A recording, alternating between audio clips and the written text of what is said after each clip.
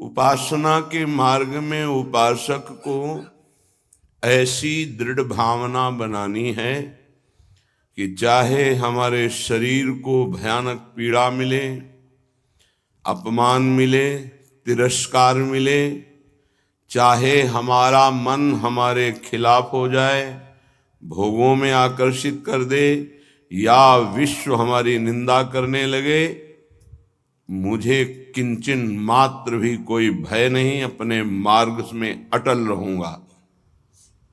ये शपथ पूर्वक मार्ग चलना चाहिए। प्रारंभ में ही ये शपथ खा लेनी चाहिए, अब मैं प्रभु के मार्ग को नहीं छोड़ सकता, चाहे जितनी पीड़ा दी जाए या प्रलोभन दिया जाए। हर सुख का प्रलोभन माया देगी, प्रभु को नहीं छोड़ना है। जो उपासक सुख का लक्ष्य करके इस मार्ग में चलता है वो भ्रष्ट हो जाता है। वासनाएं साधना से दब जाती है, मिटती हैं भगवत साक्षात्कार या ब्रह्म बोध से। भगवत साक्षात्कार या ब्रह्म बोध तक पहुंचने के लिए उपासक को बहुत ही स्वभाव में गंभीरता, सहनशीलता ये लानी ही होगी। अगर वो गंभीर स्वभाव का नहीं है, अपनी बातें दूसरों से बताएगा तो परमार्थ से वंचित हो जाएगा। अनुभव की बातें या अपनी कमी की बातें दोनों नहीं बतानी। इष्ट देव जान रहे हैं, गुरुदेव जान रहे हैं, दूसरा कोई हमारे हृदय का परिवर्तन नहीं कर सकता। अगर हमारे हृदय का परिवर्तन कर सकता है तो हमारा आराध्य देव कर सकता है। आराध्य देव सर्वज्ञ है, इसलिए मुझे कहने की जरूरत नहीं।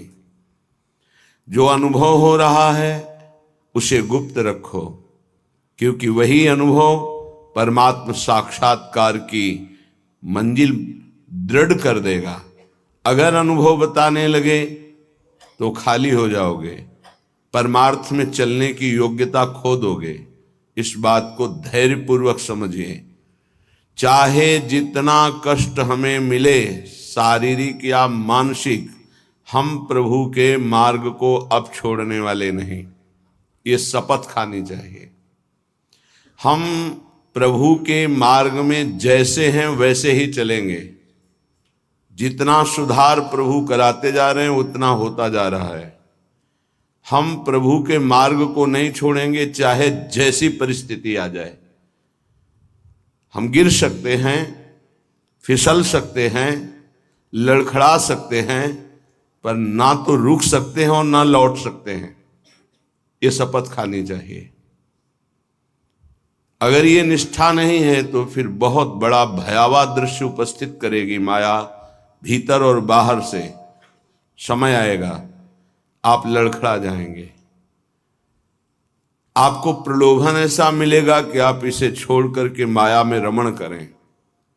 प्रलोभन में बहुत मिठास नजर आती, पर होता बहुत जहर है। सकामता उत्पन्न होते ही जो जलन होती है वो सकामी पुरुष नहीं जानते, वो भगवत मार्ग के पथिक जानते हैं कि कामना कितना बड़ा जहर है और कैसे जलाती है रात दिन। इसलिए उपासक को निष्कामता पर ही अपनी स्थिति स्थापित करनी चाहिए। सकामता को तत्काल काटना चाहिए। अगर सकामता रही तो 20 वर्ष साधन करने के बाद भी वो भ्रष्ट हो जाएगा। इस शब्द को बहुत सूक्ष्मता से अनुभवपूर्वक बोल रहे हैं। छोटी सी दबी हुई वासना 20 वर्ष साधन करने के बाद भी वो अपना प्रबल रूप धारण कर लेगी और साधक को गिरा देगी। ढूंढ ढूंढ कर अंदर की वासनाओं को नाम जप के द्वारा भस्म किया जाता है।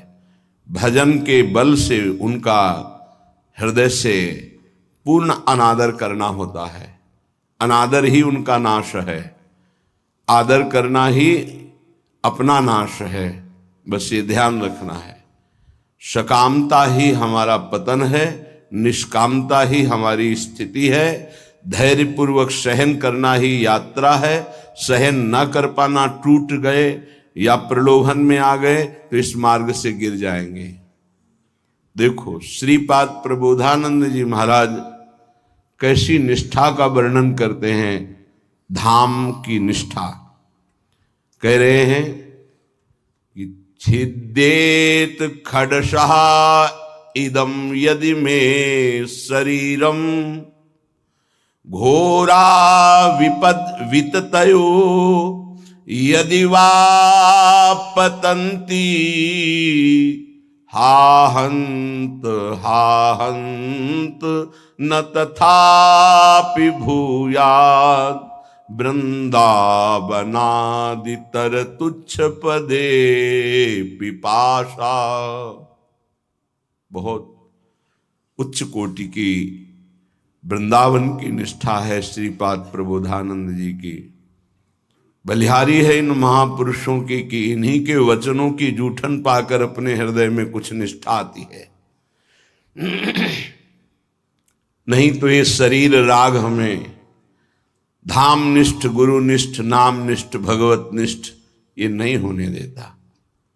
इस शरीर संबंध ही भगवत संबंध दृढ़ नहीं होने देता। अनंत जन्मों से हम भटक रहे इन्हीं शरीरों के संबंध में। ये पत्नी, ये पुत्र, ये पिता, ये माता, ये रिश्ते, ये नाते, ये सामग्री, ये भोग, ये बैंक बैलेंस, इसी का आश्रय लेकर हम भगवान से विमुख हो चुके हैं। कैसी अद्भुत निष्ठा। छिद्देत खडसा इदम यदि में शरीरम घोरा विपद विततयो यदि वा पतंती। यदि मेरे शरीर को पीड़ा पहुंचाई जाए वृंदावन में, अस्त्र शस्त्रों के द्वारा छेदन भेदन किया जाए, तो भी मैं कभी वृंदावन को नहीं छोड़ सकता। ये बात समझनी चाहिए। बहुत बड़ी उपलब्धि है, बहुत बड़ा सौभाग्य है यदि आपको यहां एक दिन भी वास करने को मिल जाए। फिर जिनको आजीवन वास मिल गया है तो दुर्भाग्य है कि वो प्रिया प्रीतम का चिंतन नहीं करते हैं, सत्संग नहीं सुनते, श्री जी की लीलाओं का गायन चिंतन नहीं करते, व्यर्थ में समय नष्ट करते हैं।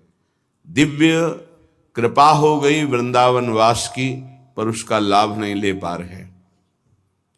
वृंदावन बसिके इतनो बड़ो सयान, जुगल चरण के भजन बिन निमिष न दीजे जान। पलक झपकने के समय को निमिष कहते हैं। इतना भी समय प्रिया प्रीतम के भजन से अगर खाली गया तो हमारा दुर्भाग्य है, हानि है, विपत्ति है। अगर निरंतर हमारा स्मरण वृंदावन में चल रहा है तो वास्तविक तन मन के बन से ये अब वृंदावन वास हो रहा है। इसीलिए उपासकों से प्रार्थना करते हैं कि उठते बैठते चलते फिरते नाम जप करते रहो, प्रिया प्रीतम को मत भूलो।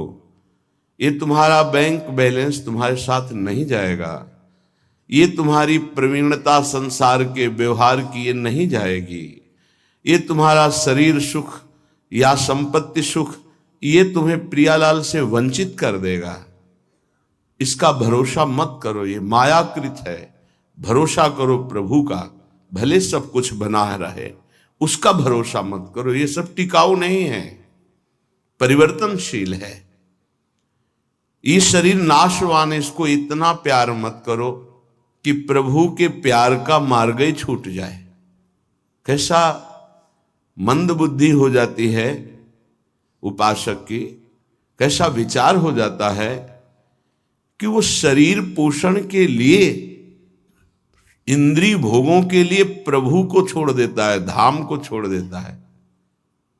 ऐसा है, वो धाम को छोड़ देता है, प्रभु को छोड़। एक विषय, एक इंद्रिय मन के साथ मिलकर ऐसी ठगाई की कि प्रभु से विमुख कर दिया, धाम से विमुख कर दिया, गुरु से विमुख कर दिया।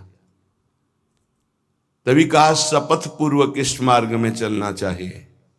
हम तो आए नहीं, हमें लाया गया है। यदि लाया गया है तो अब समझ में आया कि मेरे ऊपर कृपा हुई तो मैं शपथ खाता हूं कि अपने प्राण त्याग सकता हूं, लेकिन अपना मार्ग नहीं, पक्का। पर आजकल शपथ भी ऐसे ही खा ली जाती है, उसकी सत्यता, उसका निर्वाह करना बहुत कठिन हो जाता है। प्रतिज्ञा, शपथ, ये सब में खवाई जाती है।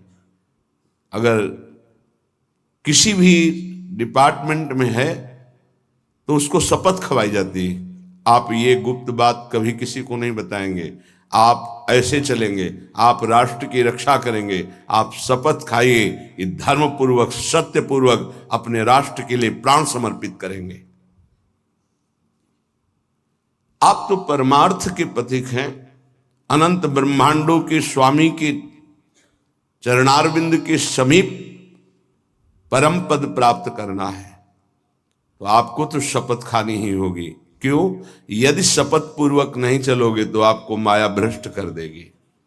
शपथ पूर्वक चलने पर है कि गिरूंगा, लड़खड़ा जाऊंगा, लेकिन पैर से नहीं चल पाऊंगा, तो घसील के चलूंगा, लेकिन चलूंगा प्रभु की तरफ ही। अर्थात बिल्कुल योग्यता न रह जाने पर भी हम प्रभु के ही मार्ग में रहेंगे। हमको प्रभु से अब कोई अलग नहीं कर सकता। ये निश्चय करो, इसमें बहुत बड़ी सामर्थ्य है। यदि हम परमार्थ को स्वीकार किया है, चाहे गृहस्थ में हो चाहे विरक्त में हो, अब चाहे हमारे शरीर को काट दिया जाए तो भी अंतिम समय हम राधा ही बोलेंगे। हमारे जीवन का उद्देश्य प्रभु ही है। श्रीधाम वृंदावन के वास की निष्ठा का परिचय दे रहे हैं ध्रुवदास जी। खंड खंड होए जाए तन, अंग अंग सत टूक, वृंदावन नहीं छाड़ियो, छाड़ी वो है बड़ी चूक। बड़ी चूक, ये जो बाहर से भक्तजन आते हैं, इनके ऊपर श्री जी की कृपा है, पर आपका दुर्भाग्य हो जाएगा यदि इनसे आप घनिष्ठ अपनापन कर लिए। घनिष्ठ संबंध श्री जी से और श्री जी के संबंध से इनसे संबंध, डायरेक्ट हमारा कोई संबंध नहीं होना चाहिए। श्री जी के नाते से है, श्री जी के संबंध से है। एक बहुत अच्छे ब्रजरज सेवी महात्मा, इसी संबंध में चूक हो गई। कुछ लोग बाहर से आए, ऐसा कभी किसी को नहीं करना चाहिए। बाहर से आने वालों को,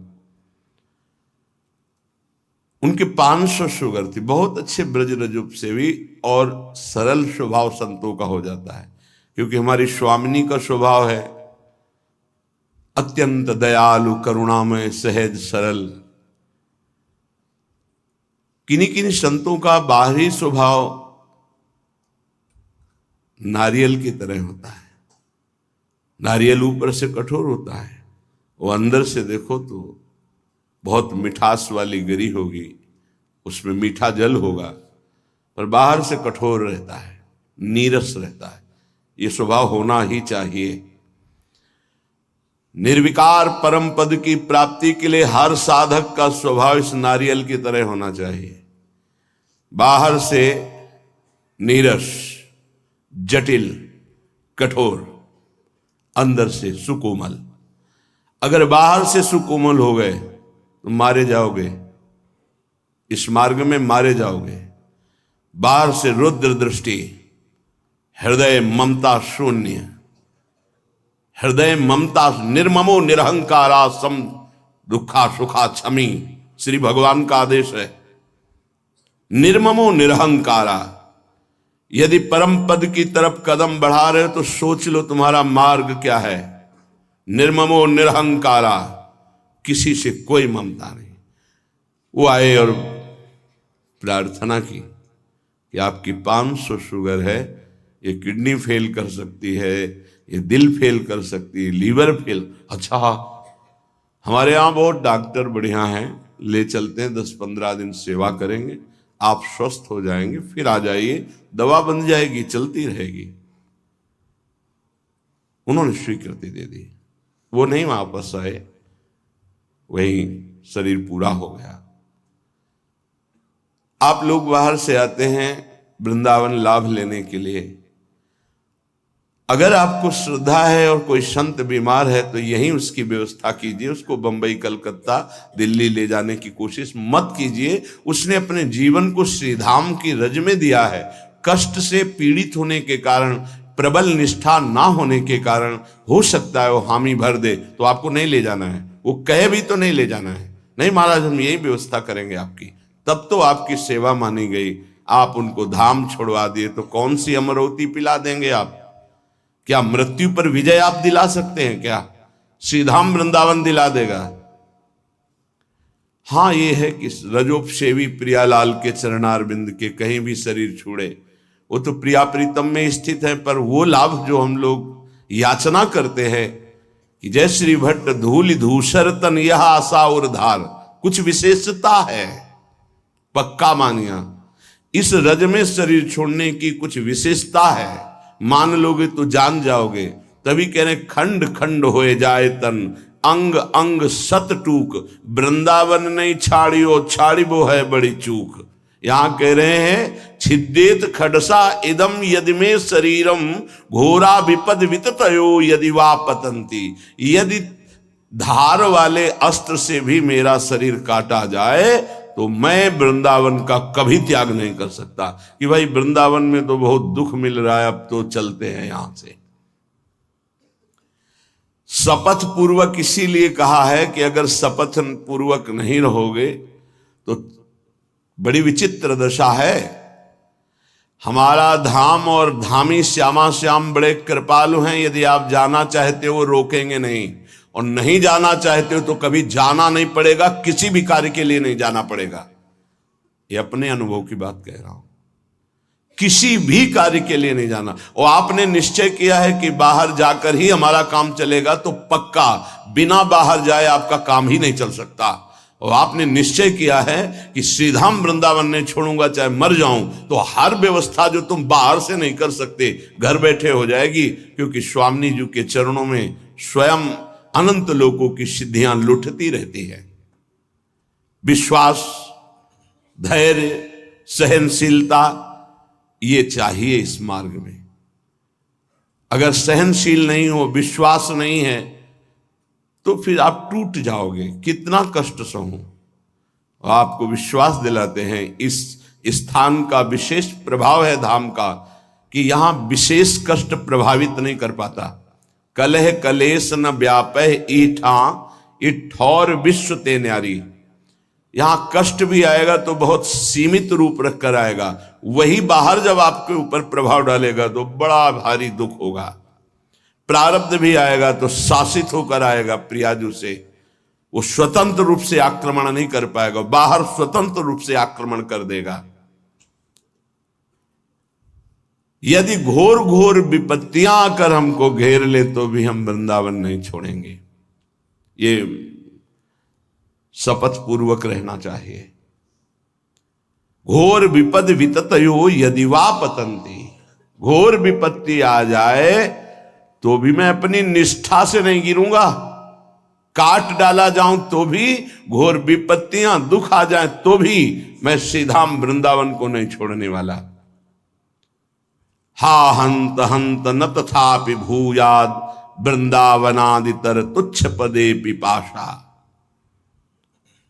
हाय हाय, श्रीपाद कह रहे हाय हाय, जो वृंदावन का वास मिला और उसे छोड़ करके किसी भी लाभ के लिए बाहर जाते हैं तो हाय हाय।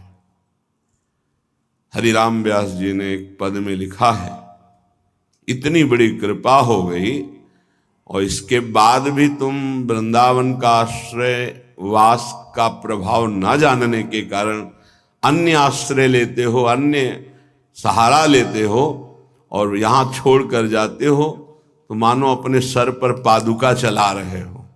अच्छा, स्वयं पतित पत्रकाण्यमृतवत् सुधा भक्षयन् तृषाह मिहिर नंदिनी शुचि पयोंजलि भी पिबन कदा मधुर राधिका रमण रास केली स्थली बिलोक्य रसमग्न धीर दिवसामि वृंदावनम। ये प्रायः तैयारी की जाती है ध्यान रखना। जैसे किसी को आर्मी में जाना है तो दौड़ भाग ये सब, पहलवानी करना है तो दंड बैठक खान पान और युद्ध की कलाएं, कुश्ती की कलाएं सीखता है। ऐसे ही हम भगवत मार्ग में चल रहे हैं तो हमें पुष्ट भी होना है और युक्तियां भी सीखनी कि शत्रु को कैसे पराजित करना है, क्योंकि हमारे शत्रु अंतर में बैठे हुए हैं। हमारा एक भी शत्रु बाहर नहीं होना चाहिए। किसी से राग द्वेष नहीं, अंदर की वृत्ति से हमारी दुश्मनी है जो भगवत विमुख करने वाली है, उसको पछाड़ना है। तो कह रहे स्वयं पतित पत्रकाण्यमृत वत क्षुधा भक्षयन। अगर वृंदावन में हमें भोजन नहीं मिला तो हम सूखे पत्ते खा करके यहां अमृत के समान भोजन का भाव रख करके प्राण त्याग देंगे, लेकिन धाम नहीं छोड़ेंगे। सूखे पत्ते खा के कि मानो मैं अमृत पा रहा हूं, ऐसी भावना से, पर हम वृंदावन नहीं छोड़ सकते हैं। ये अपने लोगों ने अभ्यास किया, जानबूझ के अभ्यास किया है। ऐसी वृत्ति धारण की गई कि अगर हमको भोजन न मिले तो कई दिन तक हम भूखे रह सकते हैं, और हमारे भजन में विक्षेप नहीं पड़ना चाहिए, और उसका अभ्यास पूरे जीवन चलाया गया। जब तक हम साधन पक्ष में हैं तब तक अभ्यास पूरा दृढ़ कर लेना चाहिए कि अगर हमें 4-5 दिन भोजन ना मिले तो हम भजन में विक्षेप न पड़े, ऐसा अभ्यास कर लें। हम एकांत में बैठकर भजन करें, हम समाज में बैठकर भजन करें, हम बाजार में खड़े होकर भजन करें, हम यमुना के किनारे भजन, हमारा भजन का अभ्यास कहीं भी हमें बाधा ना पहुंचा पावे, ऐसा होना चाहिए। हमारी निष्ठा कितनी है, जरा विचार करके देखो कितनी है। तृषा मिहिर नंदिनी सुच पयोंजलि भी पिवन। अगर प्यास लगेगी तो उसे जल से बुझा देंगे। गंगा जल में बड़ी सामर्थ्य रही है। अब आगे अब का तो हमें पता नहीं, लगभग 25-26 वर्ष हो गए वृंदावन की निष्ठा का जो स्वरूप गुरुदेव और रजरानी की कृपा से आया पालन हो रहा है। आगे श्री जी जाने। गंगा जल के पान करते ही, जैसे माँ का दुग्ध पान करते ही बालक को भोजन की आवश्यकता नहीं होती, छोटे बालक को, ऐसे ही गंगा जी दुलार करती थी। गंगा जी में कभी हमें नदी भाव नहीं आया, कभी जल भाव नहीं आया, बस यही लगता था माँ और माँ का अमृत। अंधेरे पे जाके जब गले से खड़े हो जाते तो कभी कभी मन कहता मगरमच्छ ना आ जाए, तो कहते उसके ऊपर हमारी माँ भी विराजमान होंगी। मगरमच्छ सवारी है गंगा मैया की, तू चिंता क्यों करता है? जब गंगा जी है तो तेरे को क्या चिंता? खड़े हुए मंत्र जप कर रहे। निष्ठाएं ऐसे थोड़ी परिपक्व होती है। हर सुविधा प्राप्त हो गई, कभी अपने को कसने की कोशिश नहीं कर रहे तो मन तुमको कस रहा है। आज ये मिल जाता तो अच्छा, तो कभी एकांत में रो करके बोले कि आज श्री जी मिल जाती तो अच्छा, जीवन की यात्रा पूर्ण हो जाती। का आज कहीं श्याम सुंदर मिल जाते, कहीं लाडली लाल मिल जाते। कभी ऐसी आकांक्षा, बड़ा दुख होता है हृदय में कि साधक आकांक्षा विषयों की करता है, वस्तुओं की करता है, वो प्रियालाल की क्यों नहीं करता है? क्या प्रियालाल को तुमने अपना नहीं माना है? क्या जगत के भोग तुम्हारी सुख सामग्री हैं? कैसे तुम साधक हो? कैसे तुम भगवत मार्ग के पथिक हो? कदा मधुर राधिका रमण रास केलस्थली बिलोक्य रस मग्न धी रधिवशामि वृंदावनम। मेरी ऐसी वृत्ति कब होगी कि मैं वृंदावन को देख देख कर रोऊंगा कि ये वही स्थान है जहां हमारे प्रिया प्रीतम रह रहे हैं और खेल रहे हैं और मेरे नेत्र देख नहीं पा रहे हैं।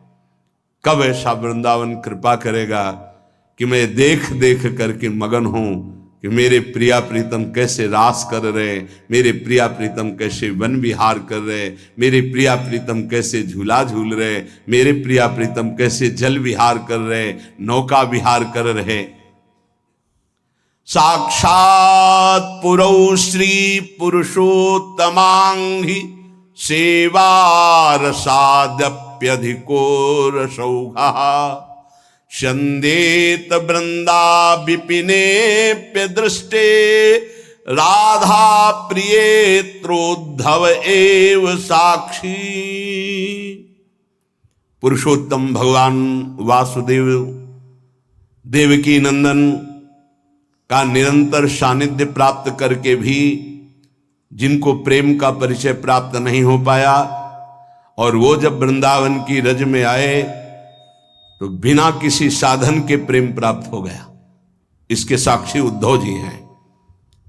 श्रीपाद कह रहे हैं कोई उनको साधन नहीं करना पड़ा, गोपी जनों के दर्शन संभाषण चरण धूलि इसका स्पर्श होते ही प्रेम का प्रादुर्भाव हो गया, क्योंकि तैयार भूमि थी, भूमि तैयार थी, बीज के अंकुरण में देर नहीं लगी। अपने लोगों के ऊपर कृपा है, उसी रज में बैठे हैं, उसी रज में वास करते हैं, पर भूमि तैयार नहीं है। रोज ये सत्संग हो रहा है तो मानो किसान जैसे अपनी खेती को जोत करके उसे तैयार करता है, ऐसे मानो सत्संग आपके हृदय की भूमि को तैयार, ये जो शपथ पूर्वक चलिए ये भूमि तैयार की जा रही है। लेकिन आप देखिए कहां साधक भूमि तैयार कर पाता है अपने हृदय की, जहां थोड़ी सी प्रतिकूलता की छाया भी आई कि भाग खड़ा हुआ। प्रतिकूलता नहीं आई, अभी प्रतिकूलता तो जानते नहीं, प्रतिकूलता की छाया आई कि भाग खड़ा हुआ। जो राधा प्रिय इस वृंदावन में वास स्वीकार करके रहने से रहता है तो बिना किसी अन्य साधन के उसके हृदय में प्रेम प्रवाहित हो जाता है। इस बात के साक्षी हैं उद्धव जी, कोई साधन नहीं हुआ। जब वृंदावन आए तो इस रज की कृपा से ऐसे महाप्रेमी हुए। भगवान की कृपा से आज भी गिरिराज जी की तलहटी में वो अव्यक्त रूप से विराजमान रहते, कभी तलहटी नहीं छोड़ते। प्रकट में बद्री बन गए, लेकिन अप्रकट में यहीं रहते हैं गिरिराज जी की तलहटी में। उद्धव कुंड परिक्रमा मार्ग में मिलता है, उसी क्षेत्र में श्री उद्धव जी महाराज विराजमान रहते हैं। हमारे हृदय में यह अनुभव होना चाहिए कि हमारे ऊपर प्रभु की विशेष कृपा है। बस उस कृपा का अवगाहन, कभी दिव्यता की तरफ सोचिए। अपनी इंद्रियां और मन ये पार्थिव भोगों की तरफ ही सोचता रहता है। कोई पार्थिव व्यक्ति अनुकूल हो जाए तो हम नाच पड़ते हैं। प्रियालाल तुम्हें प्यार कर रहे हैं, तुम्हें नहीं दिखाई दे रहा, तुम्हारी समझ में नहीं आ रहा कि तुम्हें श्यामा से हम प्यार कर रहे हैं, इतना प्यार कर रहे हैं। हम मांग कर रहे हैं पार्थिव व्यक्ति के प्यार की, कोई प्रगट में मनुष्य हमें प्यार करे। हम मांग कर रहे हैं इंद्रियों के भोगों की। सच्चिदानंद सुख देने के लिए हरि गुरु तैयार है, हमें वो नहीं चाहिए। यही दुर्भाग्य है हमारा। उपासक सावधान, बहुत जन्म भोग भोग चुके हो, बहुत जन्म तुम किसी ना किसी के होते रहे हो। इस बार केवल श्री जी के इस शरीर को धरोहर की तरह हरि गुरु को समर्पित कर दो। ये आपकी वस्तु है, इस पर अब मेरा कोई अधिकार नहीं, तो हरि गुरु आपको समर्पित कर देंगे। लो, हमारा संपूर्ण वैभव आपका है। आप करके तो देखो, बड़ा सस्ता सौदा है। शरीर तो तुम माया में कितनी बार समर्पित कर चुके हो। एक बार मायाधीश प्रभु श्री जुगल सरकार को अपना जीवन समर्पित करके तो देखो।